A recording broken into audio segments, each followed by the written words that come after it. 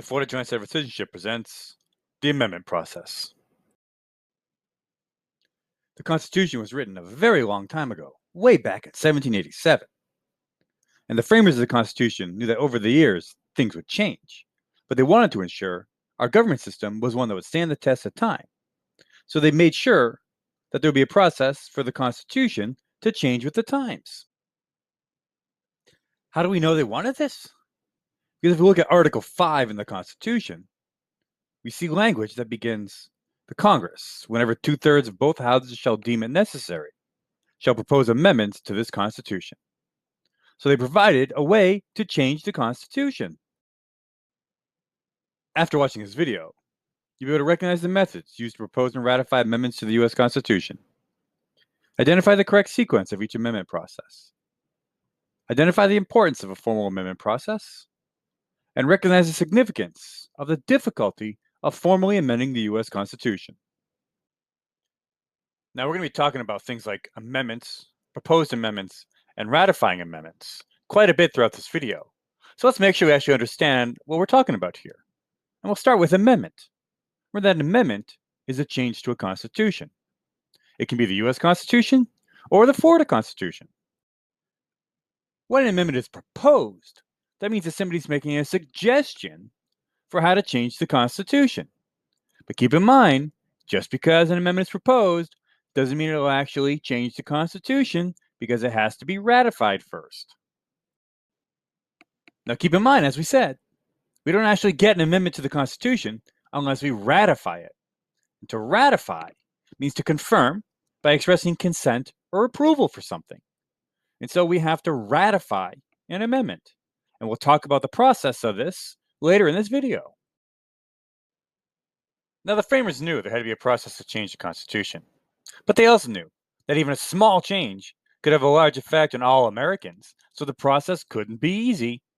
And as you can see on the screen, thousands of amendments have been proposed, but only 27 have been ratified and added to the Constitution. So we have two ways we can propose amendments to the Constitution. Let's take a few minutes and go over each one. The first method, and it's been used 27 times, is to have 2/3 of both houses of Congress, that is, the Senate and the House of Representatives, approve the proposal. That would require a vote from 357 of the 535 members of Congress. Second method, and it's never been used, yet anyway, is that 2/3 of the state legislatures across the country submit an application to Congress. Congress then calls a convention where states can propose any amendments that they want. This would require 33 of 50 state legislatures to submit the application. Now, once an amendment is proposed, it doesn't mean it's to become part of the Constitution. And there are two ways that it can. These are called ratification methods. The first is that 3/4, or 38 out of 50, of the state legislatures vote to ratify the proposed amendment. The second form of ratification is to hold a convention in every state.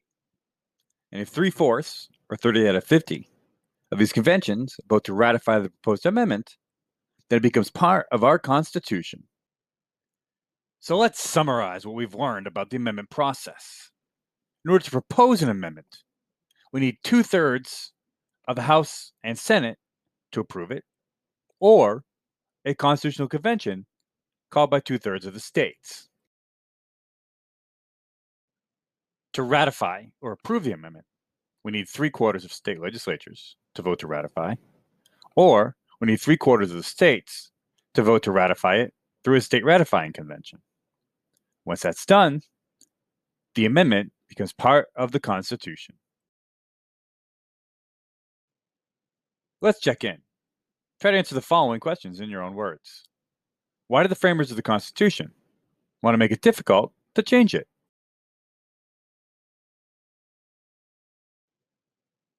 They wanted to make it difficult to change, because even small changes to the Constitution can impact all Americans significantly. Based on what you've learned, what amendment proposal method has been the most successful?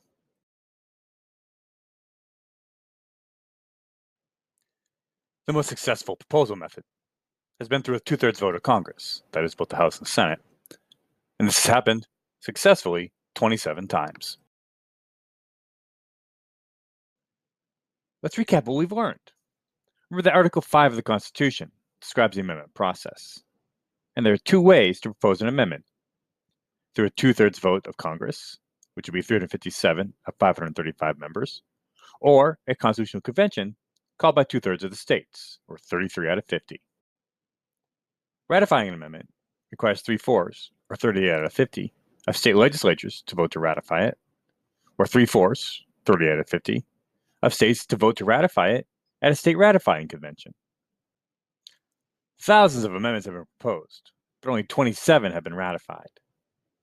And it's difficult to change the Constitution because it can have large effects, significant effects, on all Americans across the country. George Washington once said, "I do not conceive that we are more inspired, have more wisdom, or possess more virtue than those who will come after us. The power under the Constitution will always be with the people." And the framers wanted to make sure that the American people as a whole would support any change to the Constitution. This is why we have a formal amendment process and why it's so hard to pass an amendment, because they really do need support for something that could affect so many people.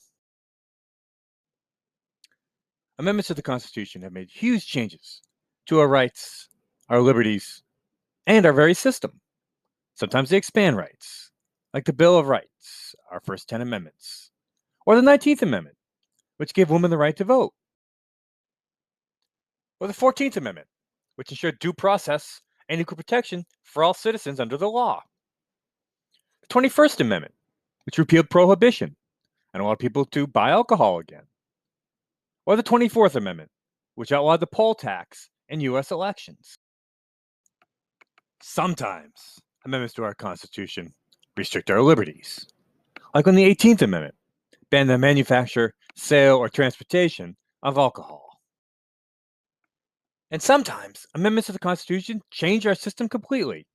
For example, the 12th Amendment changed how we vote for president and vice president. The 16th Amendment created an income tax. And the 22nd Amendment made it so a president could only serve 2 elected terms. So why do we have a formal amendment process? Well, as we can see from the words of Washington, the power under the Constitution will always be with the people. And the framers wanted to make sure if the people wanted to change the Constitution, it could change when they needed it to. You can learn more about how amendments and the amendment process have impacted our rights, liberties, and political system in these topic areas on civics360. Be sure to check them out. This video is produced by the Florida Joint Center for Citizenship at the Lou Frye Institute. Thanks for watching.